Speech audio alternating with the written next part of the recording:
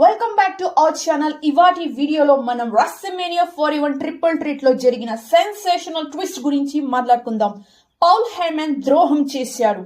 ఎవరు ఎక్స్పెక్ట్ చేయలేదు ఈ ట్విస్ట్ ని. రోమన్ కి ఆల్వేస్ సపోర్ట్ లో ఉన్నవారు పౌల్, కానీ ఇప్పుడు సెత్ రోలిన్స్ సైడ్ కి వెళ్లిపోయాడు. చివరికి రోమన్ ఫేస్ లో ఉన్న షాక్ చూసి ఆడియన్స్ అందరూ గూస్ బంప్స్ తెచ్చుకున్నారు.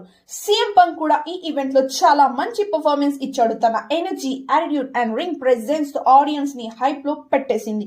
సీఎం పంక్ మ్యాచ్ గెలవకపోయినా తన ఫైట్ తో ఫైర్ అండ్ ఇంటెన్సిటీ ఫ్యాన్స్ ని ఇంప్రెస్ చేశాడు. ఈ ద్రోహానికి ముందు రోమన్ కాన్ఫిడెన్స్ తో ఫైట్ చేస్తున్నాడు. సెత్ వచ్చి రోమన్ కి పంక్ అవతలివాడు, ఫస్ట్ మనం వాడిని చూద్దాం, తర్వాత మనం ఫైట్ చేద్దాం అని చెప్పగా రోమన్ సెత్ నే సపోర్ట్ చేస్తాడు అనుకునే సమయంలో రోమన్ సెత్ చంప పొగల కొట్టాడు. ఇలా వీళ్ళ మధ్య ఫైట్ జరుగుతుండగా పౌల్ సడన్ ట్విస్ట్ తో సిచ్యువేషన్ తో మొత్తం మారిపోయింది.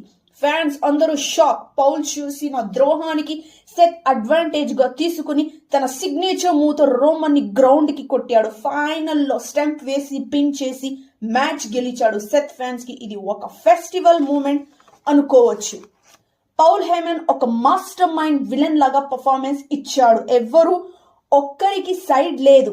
తన గేమ్, తన రూల్స్. సీఎం పంక్ కి ద్రోహం, రోమన్ కి చీటింగ్, రెండు షాకింగ్ సీన్స్. WWE ఫ్యాన్స్ కి లైఫ్ టైం మెమొరీ.